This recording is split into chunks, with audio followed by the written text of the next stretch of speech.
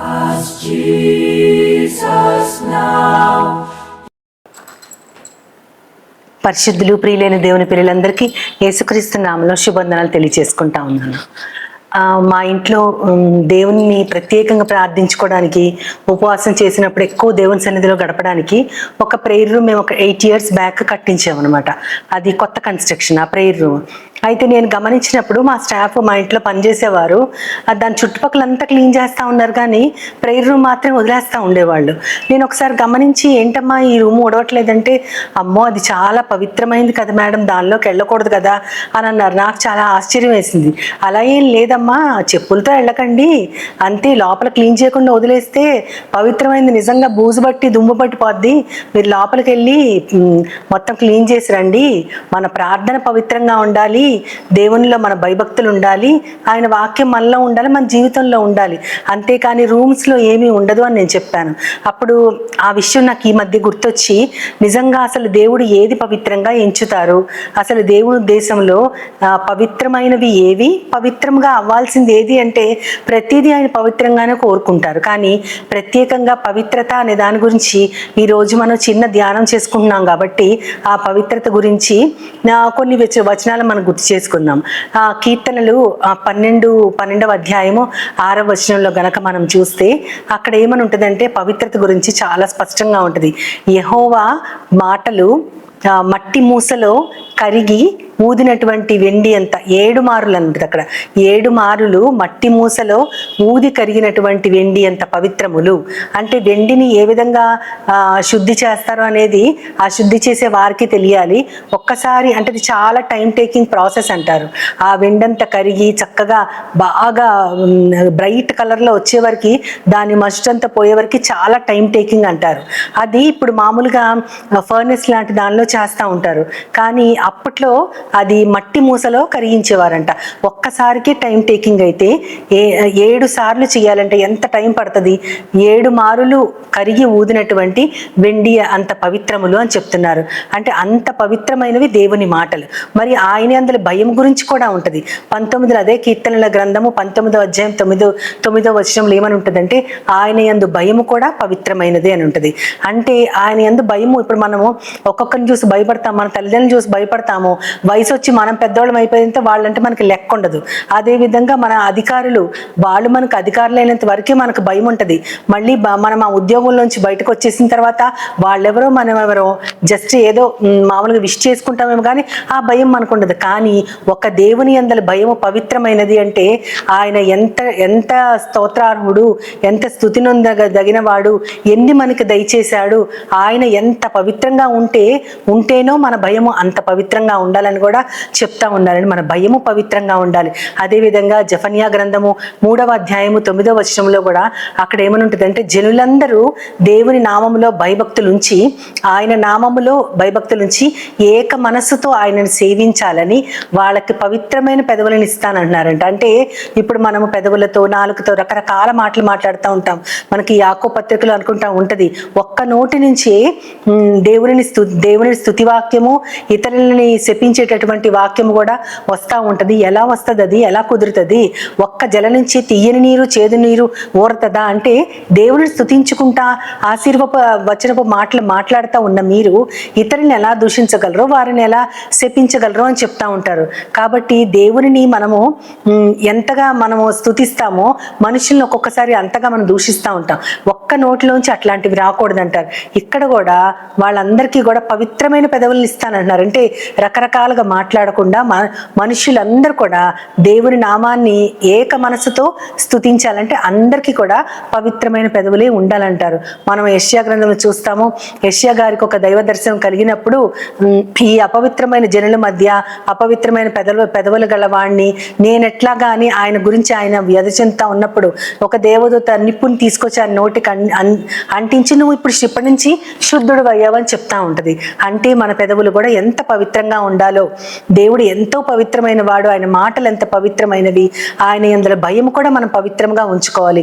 అదేవిధంగా ఆయనని సేవించాలంటే ఎంతో పవిత్రమైనటువంటి పెదవులు కూడా మనకి కావాలి అని చెప్తా ఉంటారు. వీటన్నిటికంటే మించి అపోస్తల కార్యముల గ్రంథము 13వ అధ్యాయము 34వ వచనములో ఎంతో స్పష్టంగా ఒక పవిత్రమైన వరాల గురించి ఉంటుంది. అక్కడ ఏమని ఉంటుందంటే, మరియు ఆయనను ఇకను కుళ్ళు పట్టనీయకుండా ఆయనను మృతులలో, ఆయన అంటే యేసుక్రీస్తు వారు, యేసును మృతులలో నుండి లేపారు కనుక దావీదుకు అనుగ్రహించిన పవిత్రమైన వరములను మీకు కూడా ఇస్తాను, అవి నమ్మకములైన వరములు అని చెప్తారు.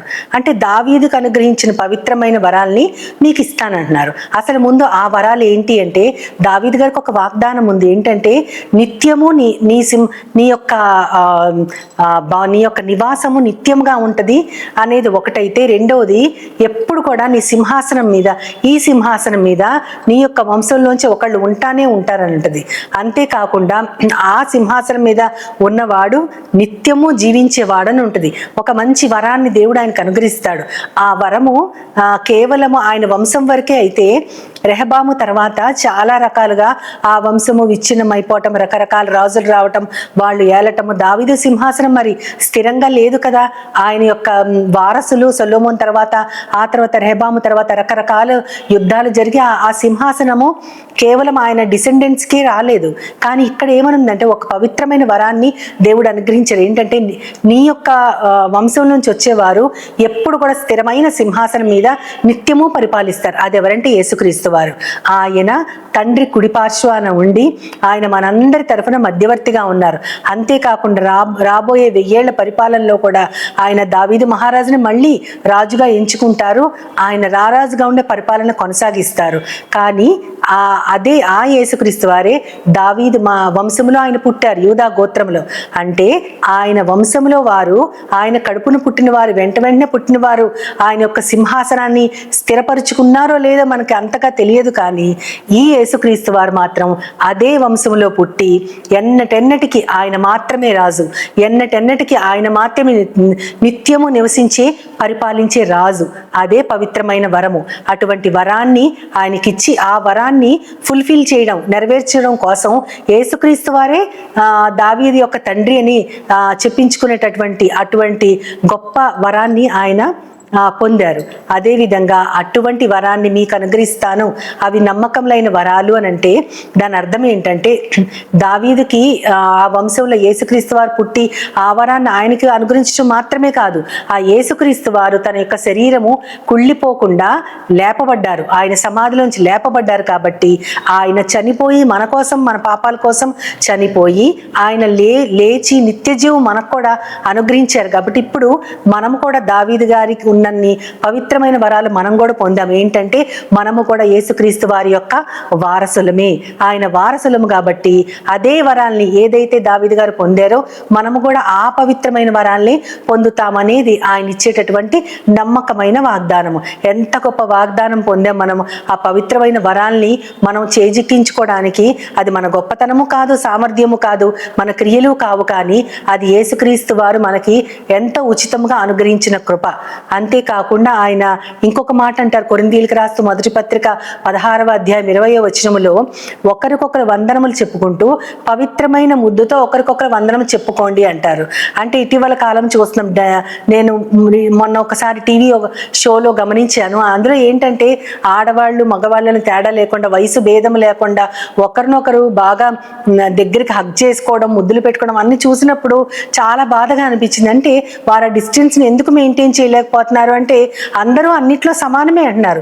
సమానమే, కానీ దేవుడు ఏర్పరిచినటువంటి కొన్ని లైన్స్, కొన్ని ఆ డిఫరెన్సెస్ని మనం పాటించాలి. ఇక్కడ ఏమని చెప్తున్నారంటే, పవిత్రమైన ముద్దుతో ఒకరికొకరు వందనాలు చెప్పుకోండి అన్నారు. అంటే ముద్దు కూడా పవిత్రంగా ఉండాలని దేవుడు అక్కడ స్పష్టంగా తెలియచేస్తా ఉన్నారు.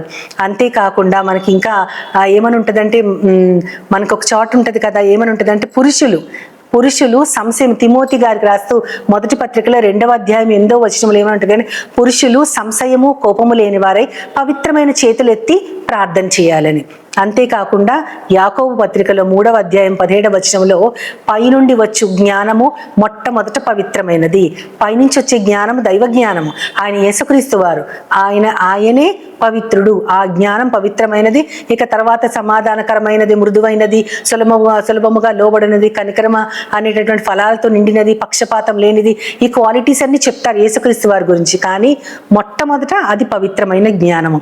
కాబట్టి ఇన్ని పవిత్రాలు మనకు ఉన్నాయి. మన యొక్క ముద్దే కాకుండా మన పవిత్రమైన చేతులెత్తి ప్రార్థన చేయటం కాకుండా వందనాలు చెప్పుకోవటంలో కూడా పవిత్రంగా ఉంటూ దేవుని యందు భయము పవిత్రంగా నిలుపుకుంటూ పవిత్రమైన వరాల్ని మనం పొందాము కాబట్టి దేవుని యొక్క పవిత్రమైన మాటలు అవి ఎంత శుద్ధమైనవో మనం గ్రహించుకుంటూ ఆయన జ్ఞానం ఎంతో పవిత్రమైనది కాబట్టి అట్టి జ్ఞానం మనమందరం పొందటానికి దేవుడు తన అర్హతని తన కుమారుని ద్వారా ఆ అర్హతని మనకి ఇచ్చారు కాబట్టి ఆ అర్హతను పొందిన మనమందరము ఎప్పటికీ వందనస్తులై ఉండాలి. చిన్న ప్రార్థన చేసుకుని ఆయన కృతజ్ఞతలు చెల్లిద్దాం. ప్రేమ నమ్మకం గల నా ప్రియ పరలోకపు తండ్రి, ఏవేవి పవిత్రంగా ఉండాలో చూపించారు ప్రభా. మా భయము, మా యొక్క పెదవులు, మా యొక్క ముద్దు, మా యొక్క చేతులు అన్నీ కూడా పవిత్రంగా ఉండాలంటున్నారు ప్రభా. నాయన ఈ పవిత్రత గురించి ఆలోచిస్తున్నప్పుడు నువ్వు ఎంత పవిత్రుడవో ప్రభా, నీ మాటలు ఎంత పరిశుద్ధమైనవో ఆలోచిస్తే నీ జ్ఞానము కూడా అంతే పవిత్రమైన తండ్రి. దానిని మేము పొందటానికి ఏమాత్రం అర్హత మాకు లేదు ప్రభా.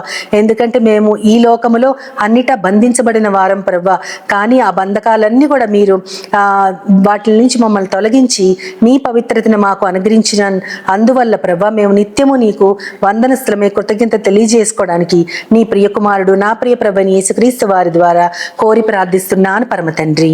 ఆమేన్, ఆమేన్, ఆమేన్. వందనాలు. As Jesus now, He's always near.